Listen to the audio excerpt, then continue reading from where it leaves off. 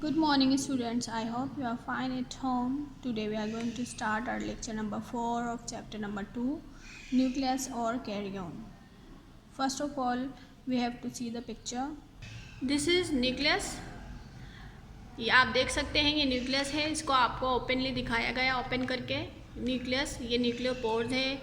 इसके ऊपर ये जो आपको दिख रहा है एनवलप, ये न्यूक्लियस का एनवलप है, जिसे आप कहते हैं न्यूक्लियर एनवलप। फिर इसके ऊपर बारीक बारीक जो पोर्स दिख रहे हैं, ये न्यूक्लियर पोर्स होते हैं, जो कि देखें आप ऊपर भी लिखा हुआ है। फिर अंदर जो आपको दिख रहा है ये होता है न्यूक्लियोलस। क्या होता है? न्यूक्लियोलस। और ये आपको दिख रहा है इस जगह पे, ये जो आपका एरो जा रहा है यहाँ पर, ये DNA। ठीक है, ये आपका इंट्रोडक्शन है न्यूक्लियस का। आइए इसके बारे में मज़ीद पढ़ते हैं।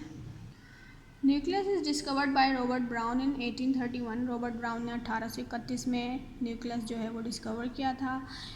Is an important and prominent structure present inside the cell. ये एक इम्पॉर्टेंट स्ट्रक्चर है सेल के अंदर।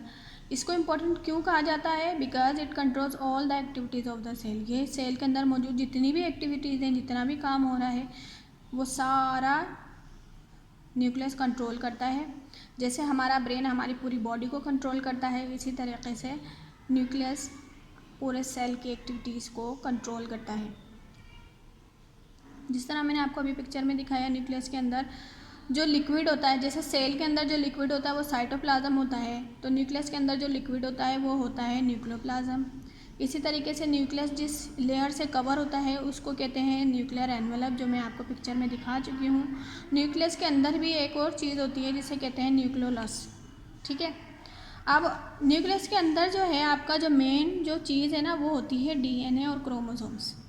क्रोमोसोम्स और DNA, चाहे वो एनिमल हो, चाहे वो ह्यूमन बीइंग हो, आपके पेरेंट्स से जो आपके अंदर ट्रांसफ़र हो रहे हैं क्रोमोसोम्स, वो न्यूक्लियस के अंदर ही होते हैं। ठीक है, ये आपके ट्रांसफ़र होते हैं parents to offspring during cell division. जब आपकी सेल डिवीजन हो रही होती है, यानी जब न्यू ऑफस्प्रिंग बनता है, तो पेरेंट्स से, यानी न्यू ऑफस्प्रिंग कहते हैं औलाद को। जैसे ह्यूमन बीइंग के भी बच्चे हैं और एनिमल्स के भी बेबीज़ होते हैं, तो वो क्या होता है? ट्रांसफ़र होता है। कैसे ट्रांसफ़र होता है? पेरेंट्स से। अब क्या होता है क्रोमोसोम्स ट्रांसफ़र होने का, जीन्स ट्रांसफ़र होने का मकसद क्या है?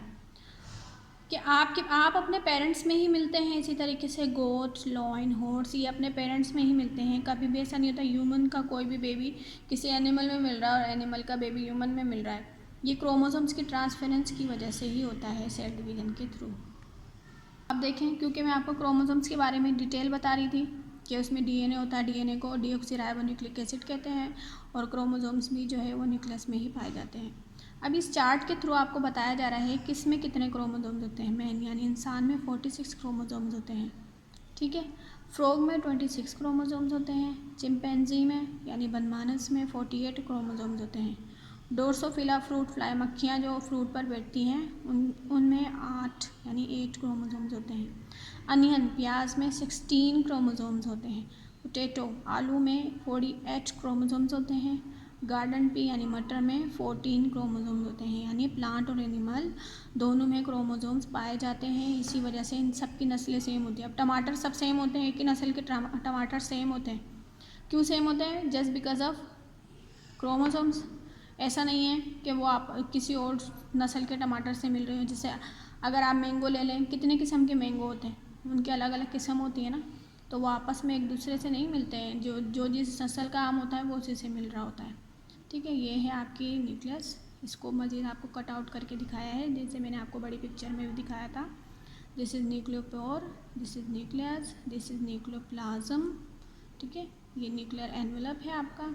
ये जो आपको राउंड शेप में दिख रहा है, ये न्यूक्लियोलस है। अब इसकी मेम्ब्रेन जो है ना, इसको भी कट आउट करके दिखाया है। इनर मेम्ब्रेन, फिर ये जो आपको दिखा रहे हैं होल जो है न्यूक्लियर पोर, फिर ये आउटर मेम्ब्रेन।